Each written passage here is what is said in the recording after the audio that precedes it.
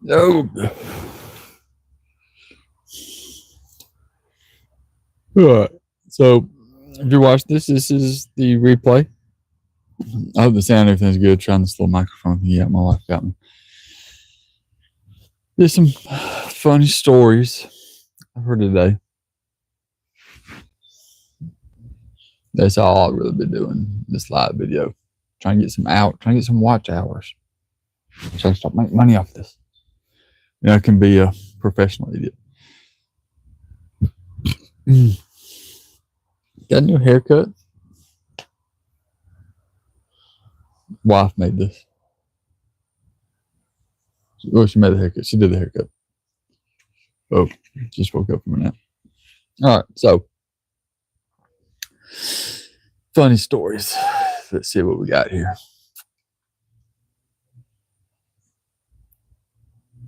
Got a lot of them. Trying to find some that are appropriate. Hello, one person watching this video. How you doing this Sunday evening? I'm just going to be doing funny stories. Or stories I think funny. Stories people seem to laugh at me about. All right, so I got... Oh, you gone. So I got kicked out of the Boy Scouts the very first day of Boy Scouts. Because we went to little meetings for them to tell us about the Boy Scouts and what all it is and stuff like that. And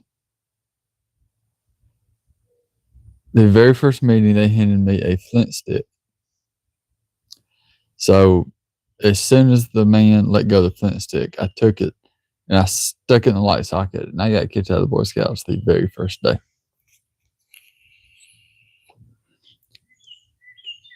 I guess I can vape on here. Maybe I don't need to.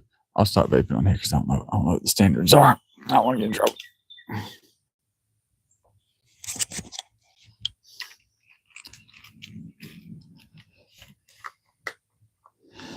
I could Google it real quick, couldn't I? All right, so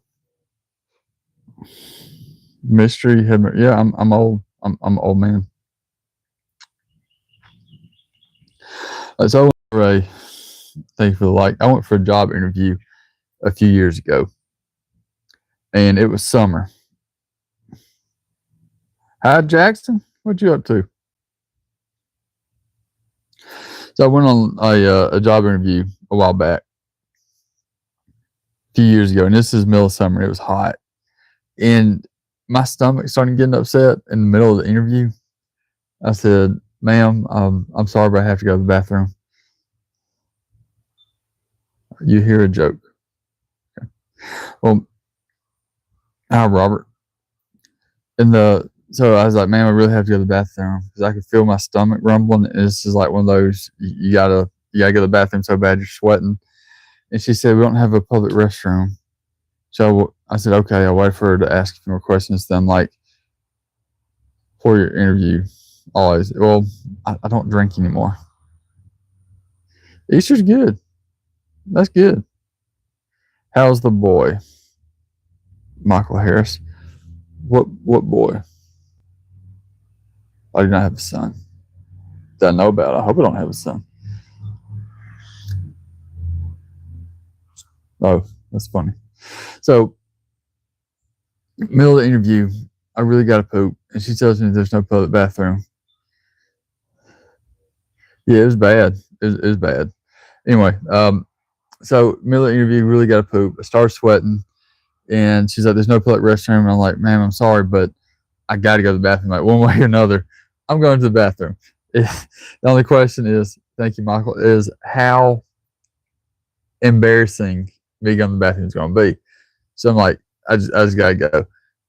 And she said, "Okay," and she let me use her bathroom. And this was bad. This is one of those, like, you take the public restroom prayer, and the public restroom prayer is, "Lord, please let the man next to me be blowing his nose in that stall right now." It was bad. It was loud, and I get done, and I'm like covered in sweat, and I walk out into the interview, and I know they heard everything. I know they could probably smell everything. And I looked at the woman, And I just walked right out of the building because I know I did not get that job. That's bad. So the story, y'all, photo finish of the bathroom. So the story y'all missed is me getting kicked out of the Boy Scouts. Yeah, dude, it was awful. Like, oh, I was so embarrassed, and I needed the job too. Like, that made it so bad. Like, it was awful. I just went right back to my car, and which didn't have air conditioning, and I drove out of there with my head down. Yeah, I mean, like we all do that, and that was a lot better than me just crapping myself in the middle of a job interview, which was gonna happen if I didn't go to the bathroom. So I actually got traumatized at Target one day because I was in the bathroom doing what we all do in the bathroom. You know, we all do it. Everybody they wrote a book about it. Everybody poops. So I'm in there, and the man next to me drops his sneakers, and the dude's sneakers falls on the bathroom floor and rolls up under the stall to where I'm at. And I see this hand reach down and grab the sneakers and pull it back, and I hear this dude munching on it, and oh, I don't know what that was about, but that was the last time I was going to Target. That was awful. That was bad experience. So the story that came up earlier was I got kicked out of the Boy Scouts my very first day of the Boy Scouts. Those little flint sticks.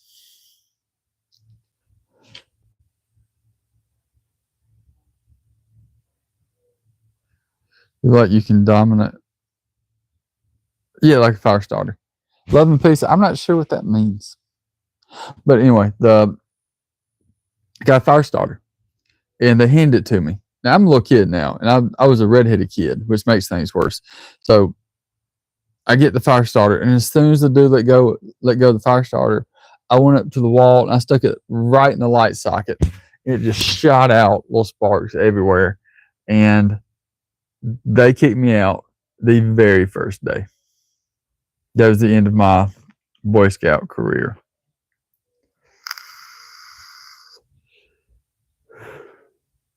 It was it was rough.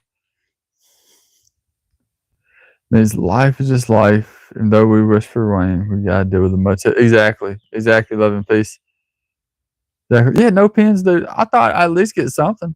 A creativity badge. This is a young, youthful spirit that needs guidance. No, I got kicked out. That's what they did. They kicked me out of the Boy Scouts. Didn't make Eagle Scout. Didn't make nothing. No badge, no pin, no nothing. No. See, I got kicked out of quite a few places. I'm trying to think of one that's appropriate for a YouTube live. There's a lot of places I got kicked out of.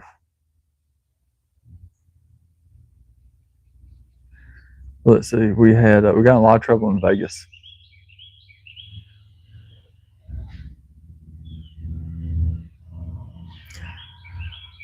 I guess that's good. Love and peace. Queen is the most important chess piece. They can do the most stuff.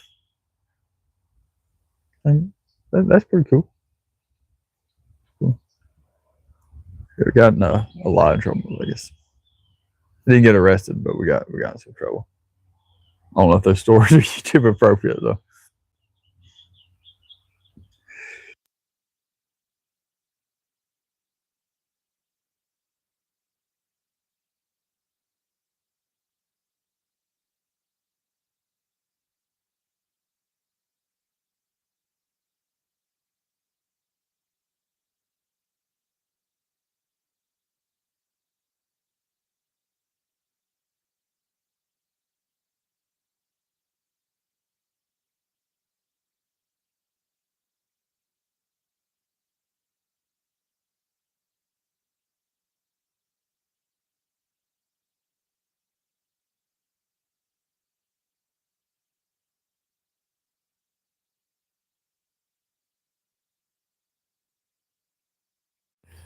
My microphone died, so I'm gonna change my microphone out. But I'm gonna continue with this story while I change my microphone out. So, one time I feared for my life is my beautiful wife here. We play pranks with each other, and one prank I like to play on her is every day when she gets home from work. Back when she was working, now she's just a stay-at-home wife. I hope you can hear me now. If she will get home, she'll start running. She'll start running the bath, and she'll get ready to take a bath, get ready for bed. So what I did, since it's winter, is I turned the shower on, and I set it up so it'd go straight to shower, and it wouldn't go to the bath water. And I turned the nozzle so it would just soak her in water. And I was on night shift, and I get a message saying, "I love you," and that was it. And I thought, oh, she was going to kill me. Yeah, she's going to kill me. Good times. Good times. All right, I got one where I feared for my life. So me and a friend of mine used to play chicken going down the road. Don't do that. Awful. People get killed in that. So we just do that. We live out here in the woods. You know, not a lot of people out here. And he got a new car, and he didn't tell me. And I thought I was about to get in a head-on collision with some random truck. Kentucky. No, not Kentucky. Alabama. I do love Kentucky, though. I like Kentucky. We went to the Creation Museum up there earlier last year. That's pretty nice. That's a fun experience. Yeah, that's a lot of fun. We took the whole family up there. We get married every year. We were trying to get married at the KSC Museum in Kentucky, but it was closed because they had like a statue of the Colonel. We was going to do that.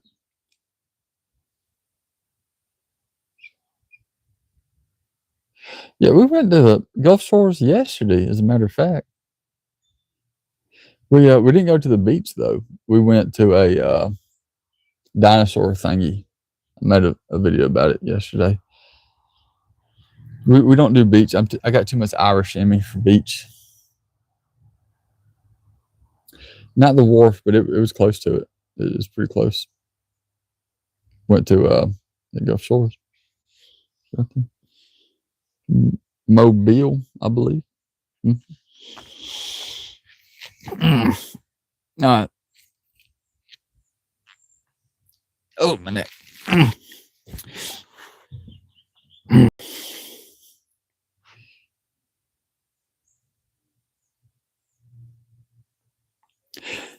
Yeah, Ferris wheels are cool. I don't think I've been to actual beach park in years, but my wife loves it.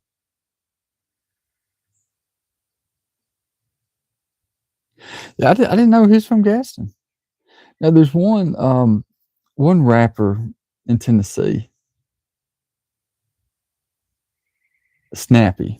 I don't know if you know him, but that's a buddy of mine. We actually know each other. We met through mustache competitions. I didn't know any of them were from Alabama. Yeah, Snappy's the only one I think I've met, though. Yeah, Snappy's in Tennessee. Me and him will be meeting up together in July for a world competition, mustaches. All right. Speaking of, oh yeah, it's beautiful. All right, so I got one. So I went. Me and my wife got married in Colorado the first year, and we were planning on getting married in the Grand Canyon, the first time getting married to each other. So we drive to Colorado. We get to Colorado and realize the Grand Canyon ain't in Colorado; it's in Nevada, and we're just a bunch of idiots. So we get married out in the woods. And we decided to go for a little stroll, 5-minute walk in the woods and get married. But we step off the trail. And, you know, we get scared about that because we're lost in the woods now in Colorado. And I see a cave off in the distance, a little black cave. I said, "Hey, babe, look at that cave." And when I said that, that cave stood up, and it was not a cave. It was a black bear. And that black bear looked at me the same way I looked at a chicken nugget. And we got lost in the woods for 5.5 hours with a bear there. And that was terrifying. The whole time I kept thinking, this is how white folks die. Go walking in the woods, and an animal eats us. And yeah, we finally made it back though. But when we get back, and like Alabama, Tennessee, places like that, yeah, it didn't have to chase me. And if it chased me, I'd have died. I'd have peed myself and died from dehydration. Like, I'm not that kind of guy that's gonna go try to face a bear. But I had a rock. You know what I mean? I picked up a good sized rock, and my wife kept laughing at me the whole time. Like, what's that rock gonna do? That rock ain't do nothing against that bear. The rock wasn't for the bear. There was no point in both of us not making it out alive. I would have hit her with that rock, and I'd have kept on running. I'd have lied. I'd have lied to her family too.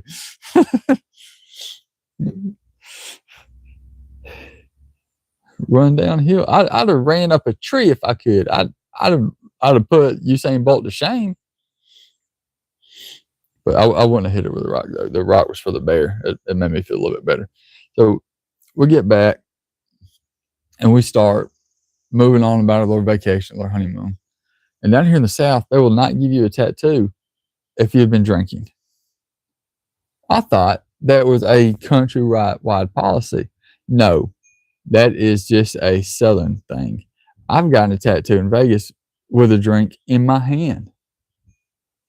Some places don't care. So we're in Colorado, and we've been drinking. And we go to a tattoo shop. And this tattoo shop has this big glass wall on the front. So everybody walking by can just see in the tattoo shop, see people get tattooed. Like, oh, that's cool. I want to get tattooed, whatever. So we go in there, and I decide I'm going to get a tattoo on my left butt cheek. So, me thinking they're going to protect my modesty, and I'm in a back room somewhere. And this little woman, little old lady up there that's taking our money and our information is going to give me a tattoo. They get ready. And this big old biker dude with like a ponytail, but he's going bald, so he shouldn't still have the ponytail, comes out. And they bend me over right there in front of that glass thing on the shop. And I get my butt tattooed with everybody just walking up and down the street. Probably taking pictures of me. I'm probably on Google right now. That's pretty embarrassing.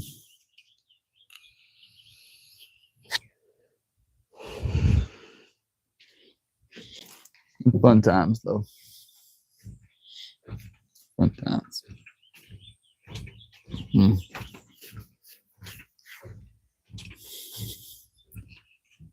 Yeah, South for over 30 years. I've spent a little time in different places, but nothing over 2 months. I was in Indiana for a month for work, and then like I went to California for a week. But yeah, for the most part, it's been the South. I just love it out here. This is too beautiful to give up.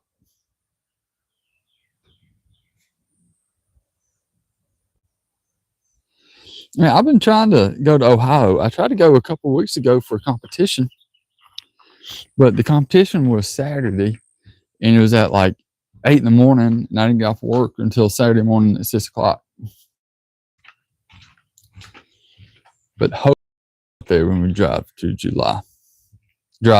Pittsburgh in July. It is, dude. I'll show you again. It is. It's like an emerald heaven out here.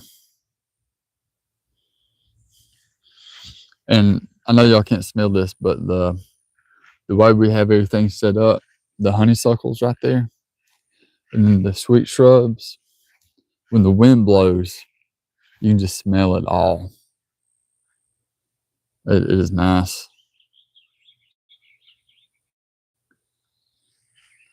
It's hard to beat places like this.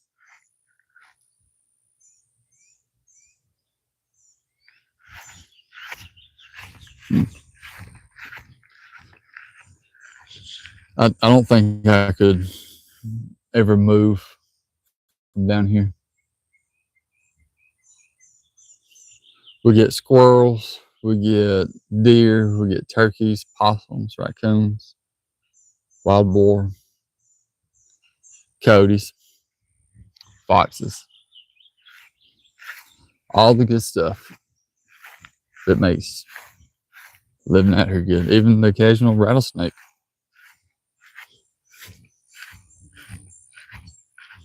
So this is my baby. Yeah, dude. Like when I was growing up out here, it was a 30-minute drive to the nearest gas station. So like whatever you needed, you had to get it that day. Cadillac.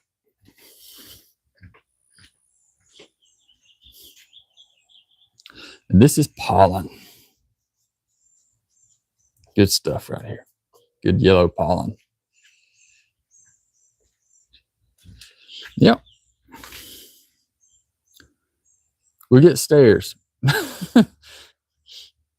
We drove this to church today. This is our Sunday ride.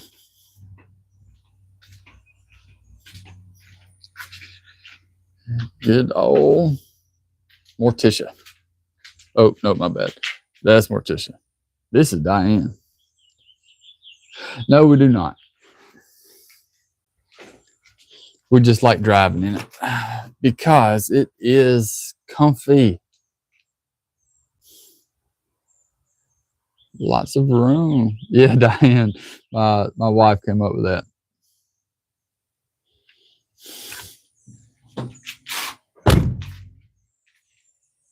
All right. So some financial hacks right now. I wanted to buy a 2024 Cobra Mustang.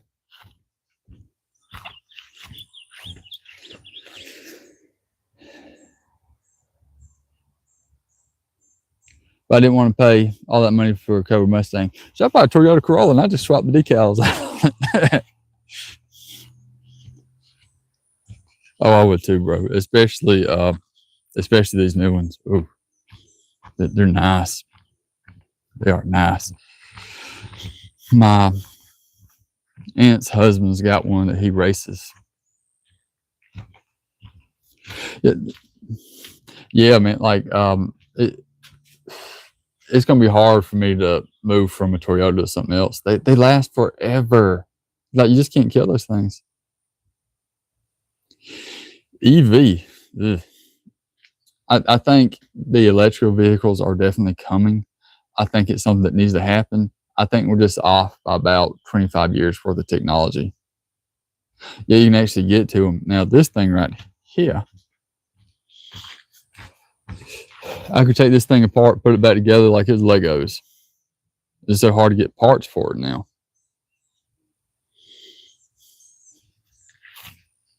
Definitely couldn't work on the EV. Mm-mm. And they're so quiet, man. Oh, definitely. Yeah, it's like everything else.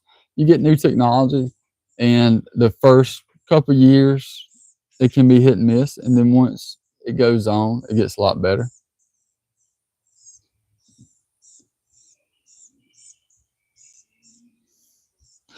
Yeah, like it's coming, dude. It's coming. Soon that's gonna be all that's out there. I know it's either Ford, I think it was Ford or GM, one of the two. They sold their whole EV place to Tesla. Now I do have an EV. I have a all electric Mercedes.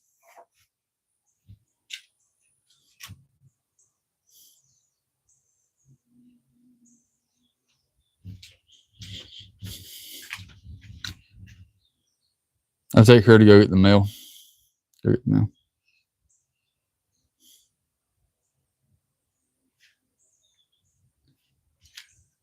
Yeah, dude, I don't get that because, like, don't get me wrong, the Mustang was an awful idea. The electric Mustang, I think it's a great car. They just shouldn't have called it a Mustang because it looks nothing like a Mustang. I don't know what they're thinking. But if they just put another name on it, I think it would have done great.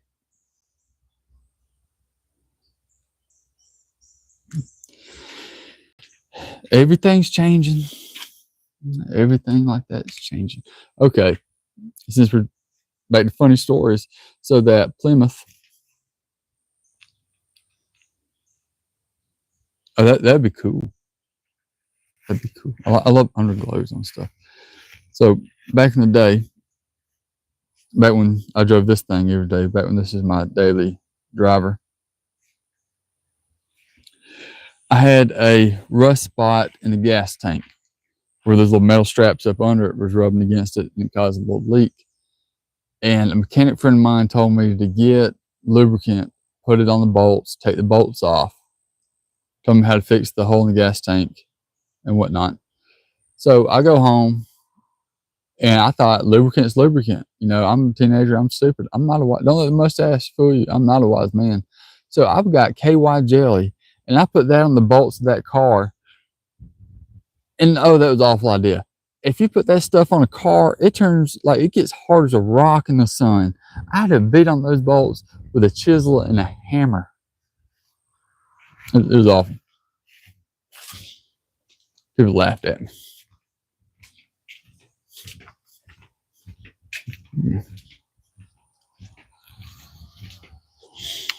All right. So when I was a kid, I decided I was going to start running. Yeah, see, dude, I didn't know that. I didn't know that at all. Like I was an idiot. Nobody told me that stuff growing up. A lot of stuff people didn't tell me. Like I was, they didn't tell me not to run in public. I was running through Toys R Us, and got me a friend here. Oh, be left. So I was running through Toys R Us, and I ran into a pole, broke my nose, got a concussion. My hat was bent up like that. That was bad. I'm having a little standoff here with the carpenter bee.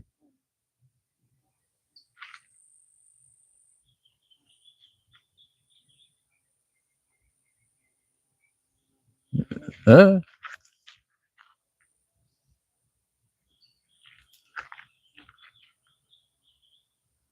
don't know what he's doing.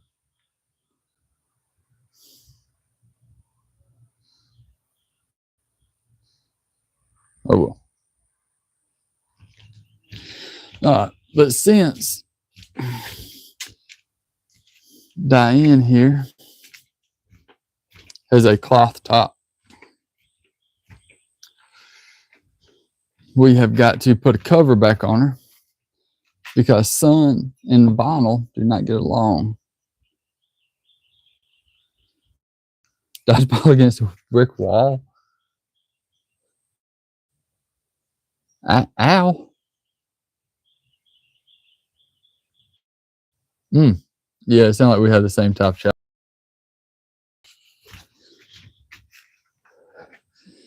Nope.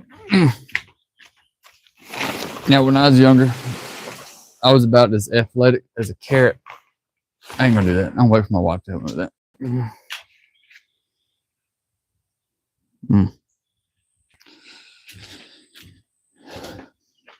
Dude, I hope turning 30 was easier for you than it was for me because it hit me hard. Like I was fine. I was 29. I'm like, oh, this ain't gonna be a big deal. This ain't gonna be a big deal. As soon as I woke up 30, everything started hurting. Knees started hurting. back started hurting, shoulders started hurting, started losing my hair.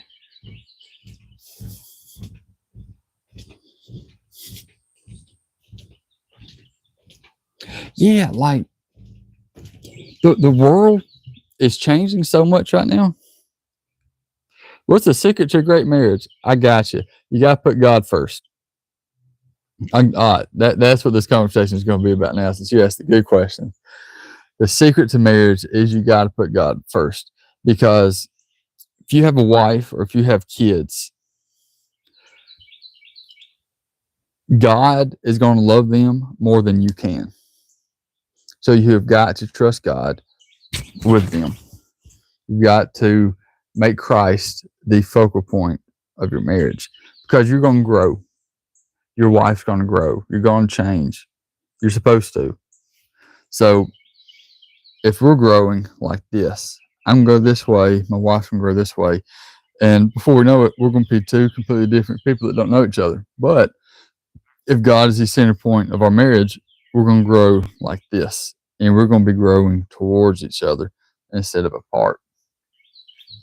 And when you do that, when you have a Christ-based marriage, everything is so much easier. The right thing is always yes, because like I see people making mistakes all the time. I know I make mistakes too, but it seems like everybody is making the same mistakes when it comes to marriage. Like they keep secrets from their wife. Oh, I want my wife to find that out. I hope my husband don't find that out. The best part, or one of the best parts about being married, is you have somebody you can tell everything to. That's not going to judge you. It's not going to use it in a fight later on. Yeah, I can make a complete idiot out of myself today, make some horrible mistakes, and I know I can come home and I don't have a loving wife that's going to have my back.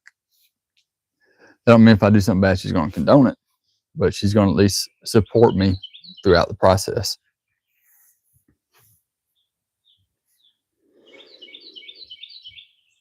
I see that, and I see people that, like I said, I'm not judging here, but I see people that will flirt with other people while they're married.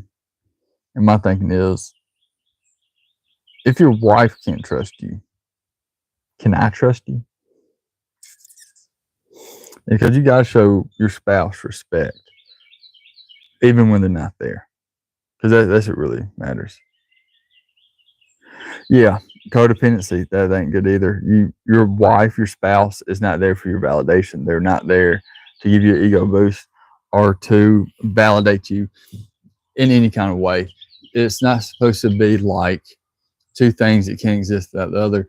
It's supposed to be like sodium and chloride. Sodium is a great thing, can do a lot of stuff by itself. We can't survive without sodium. Well, pure sodium will kill us. Chloride is the same way.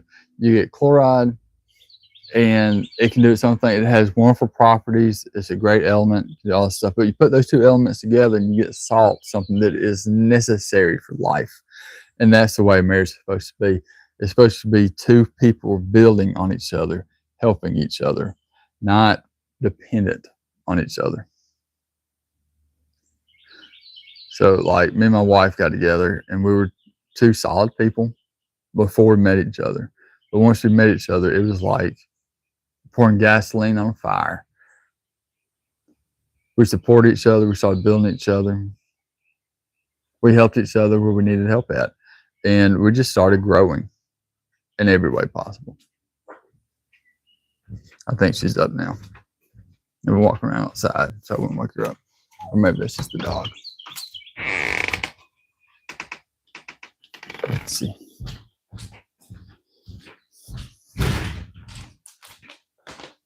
No, she's still asleep. Go back outside.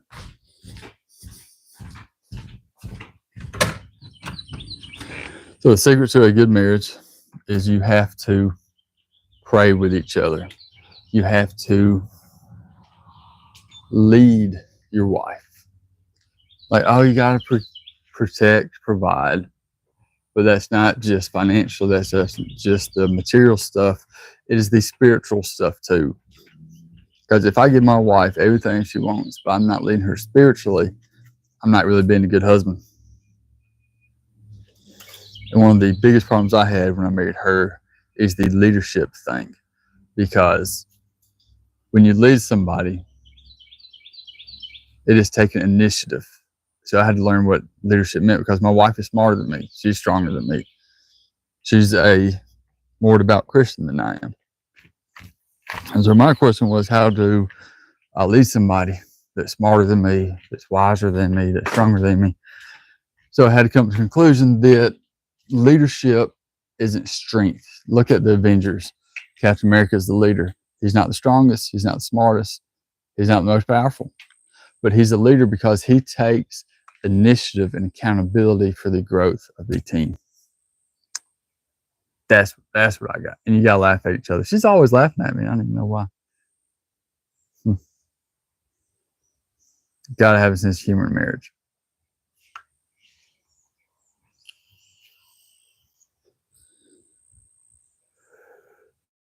All right.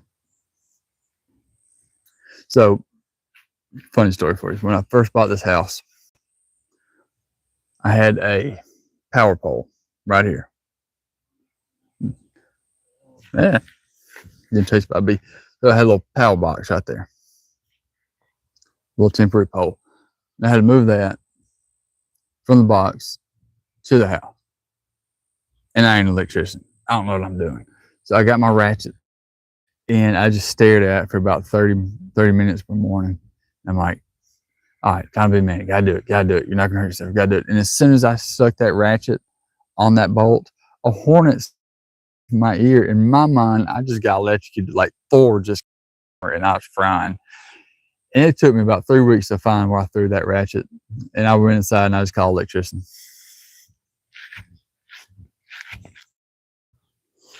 So I am terrified of Nintendos, the old Super Nintendos. You're 30, you'd understand this story. So I got one, and you know how you'd have to blow in the cartridge to get it to work sometimes? Well, the power light wasn't staying on. We met online, actually. Believe it or not. We met online, and we worked together. And the power light wasn't coming on. So I figured, all right, I just blow in the adapter where it plugs into the back of the Nintendo, the same way I blow in that cartridge.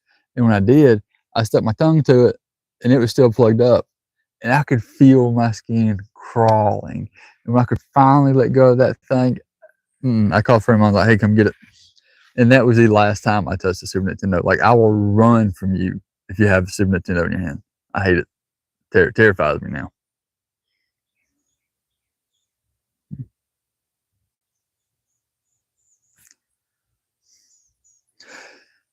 So, yeah, like we got blessed, man. It was like one of those all things work together for glory God moments. One thing we did that helped us out a lot is we got married. People say fast, like within a couple months of knowing each other, we got married. And I think most marriages, it's harder on them when you've been married for a long time and then you get married, because the whole time you're building up this ideas in your mind and these fantasies about what marriage is going to be like and what they're going to be like. But when we met each other, it was quick, and we didn't have to go through that disappointment of, this isn't what I thought it was going to be. It was every day when we woke up, we were married and we were figuring this life out together.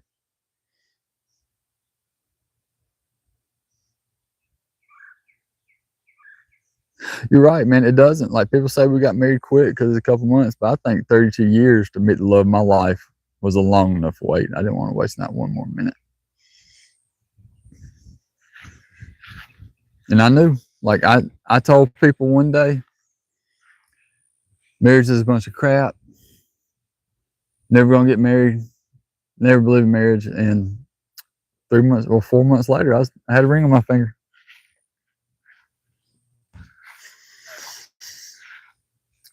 But as you asked, secrets to marriage, one thing you're supposed to do every morning is you're supposed to get remarried again.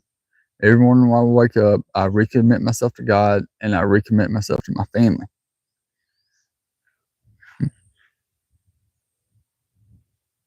Thought I heard a dog.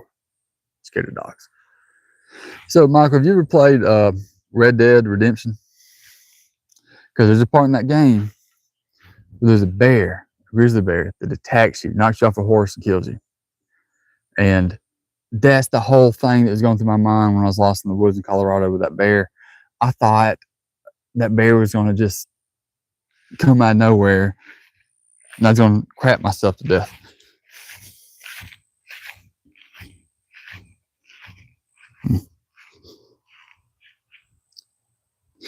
And then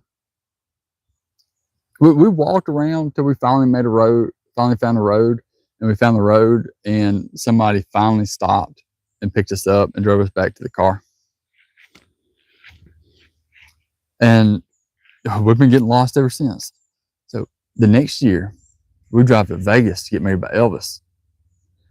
And we see another bear in New Mexico. Yeah, it was close. I was like, oh, I heard the coyotes and stuff, or maybe it was wolves. I don't know what they got out there, but I didn't like it. I did not like it howling at me.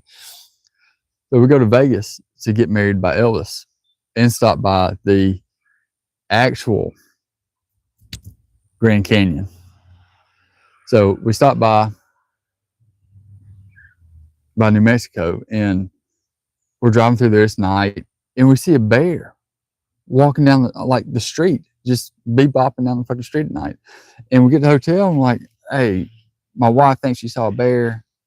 We're like, yeah, there's a bear, it happens.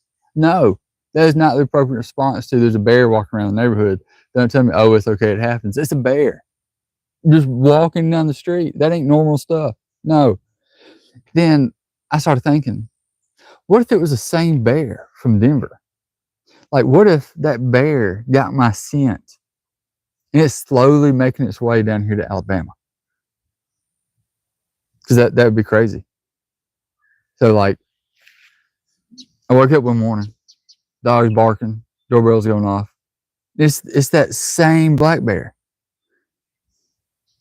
Like, I don't know how to handle that. Do I offer it coffee? Like, has it got like some side mission for me? Am I like the chosen one from the bears? Like something like that. That'd be weird.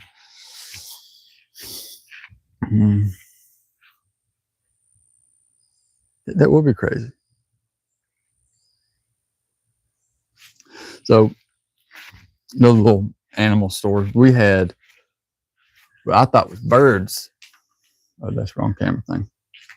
Up here. Because I kept hearing stuff moving. So, get my wife, get a stick, and start poking the ceiling up there. Get the birds come out, and a squirrel jumped out of that camera. Well, not the camera, jumped out of the corner and flew right across here. Just jumped, just leaped, shoo, and went right past my head. And you know that scene in what is the superhero movie with all of them together? Not the Avengers. What was it? The Justice League, where they're like the Flash is running past Superman. He has him, and he slowly turns his head.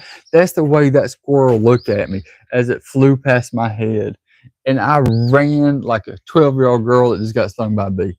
Like it was embarrassing.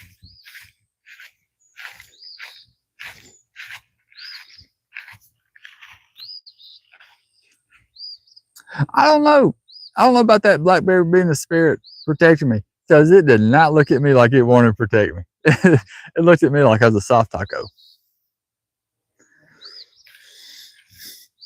The only thing I could think of is it looked at us and thought we wouldn't be big enough for a snack.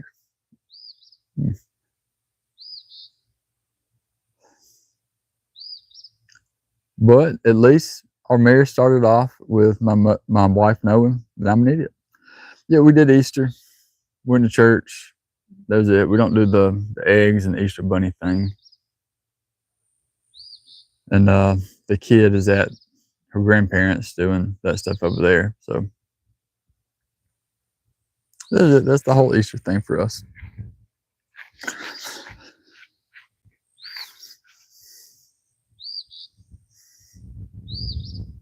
There's not really any adult Easter activities.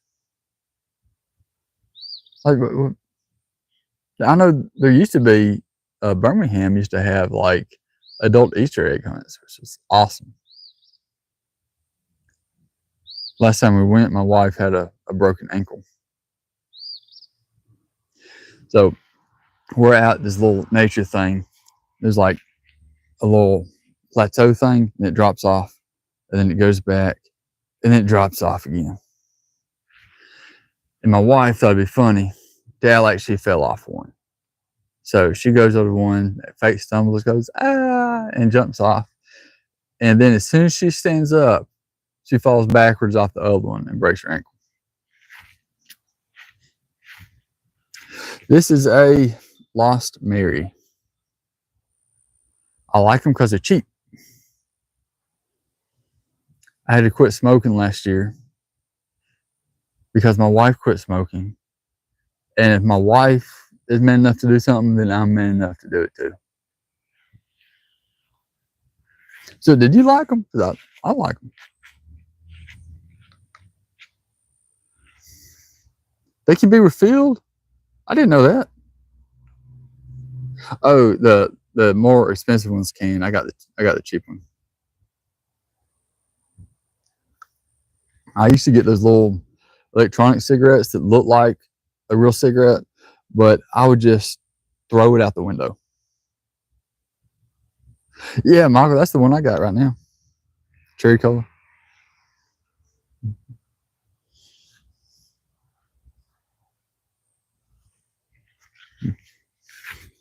Oh. Let's see if the deer are out today.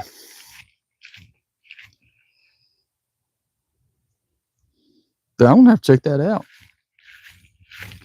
Yeah, I'm definitely gonna check that out because I love the Lost Mary. Oh, okay. So, a while back, my old house, a friend of mine got me a rose bush, and I planted the rose bush by the mailbox, and I just kept watering it, taking care of it, and it started getting big, then it started getting bigger, then it started getting really bigger, and the dude gave me an oak tree, and me being the infinite puddle of wisdom that I am, grew an oak tree thinking it was a rose bush because the dude got me.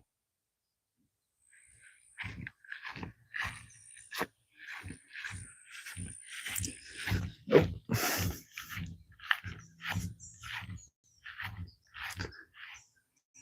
You know, that got me thinking. When I was 7, I planted a hot dog tree in the backyard. I wonder if that ever grew. No, weed's illegal here in the Bible Belt. We have no legalized marijuana. We have no state lottery, which I wouldn't. If it was legal, I still wouldn't do it. It's not my thing. But that being said, I don't know why it's not legal. The only thing about weed is it makes you comfortable in situations you should not be comfortable in. It's like it pacifies you when you should not be pacified. It makes you complacent. So I've seen a lot of people get in bad spots in their life. Yeah, a lot of people, man, is I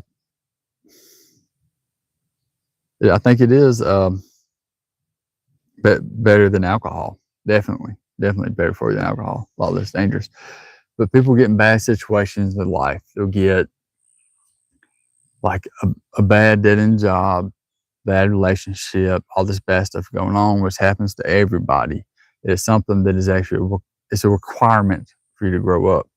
You have got to be put in bad situations, and you got to push through them to be a man or to be a woman. This is part of it. It's like putting steel in the fire. You got to learn to push through that stuff to be the man you're supposed to be. But people get in situations like that, and they start smoking pot, and it makes them okay with that situation. And they get stuck in there, and they never get out. That's the problem I got with it.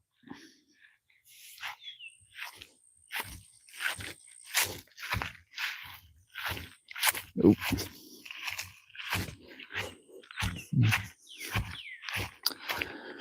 All right, this is my little lives here, just me experimenting for a while and trying to get my hours up so I can be a full-time moron with a cell phone.